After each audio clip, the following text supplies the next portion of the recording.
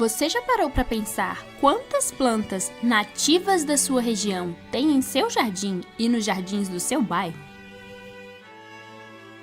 O uso de espécies nativas em jardins é uma tendência no paisagismo moderno em países da Europa e nos Estados Unidos.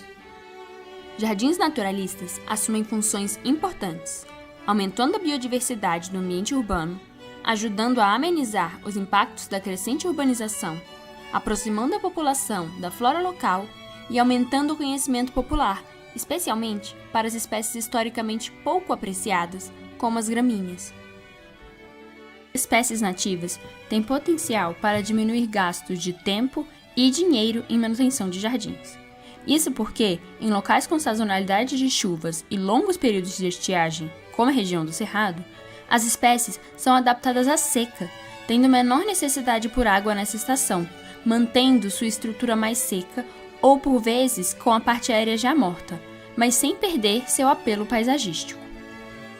Ainda assim, a flora do Cerrado, especialmente os arbustos, ervas e gramíneas, possui pouca ou nenhuma visibilidade no paisagismo brasileiro, que utiliza muitas plantas exóticas. Uma realidade que vem se alterando nos últimos anos, a partir de ações como o experimento apresentado neste estudo e outros trabalhos similares. O principal objetivo deste estudo foi analisar os resultados de um experimento de uso paisagístico de plantas nativas do Cerrado com potencial ornamental. Para isso, um jardim do Cerrado foi montado pela semeadura de 15 espécies nativas de arbustos, ervas e gramíneas no Jardim Botânico de Brasília, entre os anos de 2016 e 2018. As espécies foram semeadas em parcelas de 1 metro quadrado, com 12 repetições por espécie, totalizando 180 parcelas. Para comparar os efeitos da rega nas plantas, metade das parcelas de cada espécie foi irrigada durante a primeira estação seca após o plantio, enquanto a outra metade não recebeu irrigação em nenhum momento do experimento. Os efeitos da poda drástica, uma ação testada de forma pioneira em um contexto paisagístico com ervas e arbustos do Cerrado, foram testados pelo corte rente ao solo de metade das parcelas de cada espécie após a terceira estação chuvosa desde o plantio.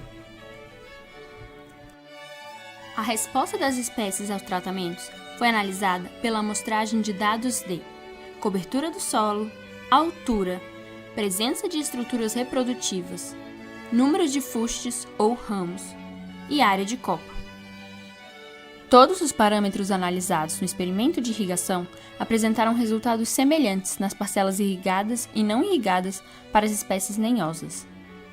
Grande parte das espécies herbáceas, por outro lado, teve aumento de sua cobertura, e 2 espécies tiveram incremento na altura quando submetidas à irrigação, sendo elas capim-rabo de burro e capim-roxo. No experimento de poda drástica, o corte rente ao solo reduziu as médias de altura e aumentou o número de fustes de metade das espécies lenhosas, mas não afetou a área de copa. A cobertura das espécies herbáceas aumentou com a poda e a altura foi maior para 2 espécies, capim-rabo de burro e macela. A reprodução das espécies não foi alterada pela poda, à exceção do aça-peixe, que reproduziu menos quando submetida a esse tratamento. O uso de plantas herbáceas e arbustivas do Cerrado ainda é incipiente em jardins, tendência que vem se alterando. A irrigação durante a estação seca trouxe incremento de cobertura e altura para algumas espécies herbáceas, mas não alterou significativamente os parâmetros estudados para as espécies lenhosas. A poda drástica pode ser empregada para renovar as partes aéreas das plantas após a estação seca. Apesar de ambos os tratamentos terem afetado significativamente algumas espécies, eles não foram fundamentais para o seu estabelecimento. Os resultados desse trabalho indicam que é possível estabelecer um jardim de cerrado a partir de sementes, em um local aberto, sem irrigação e com poda como uma opção de manejo.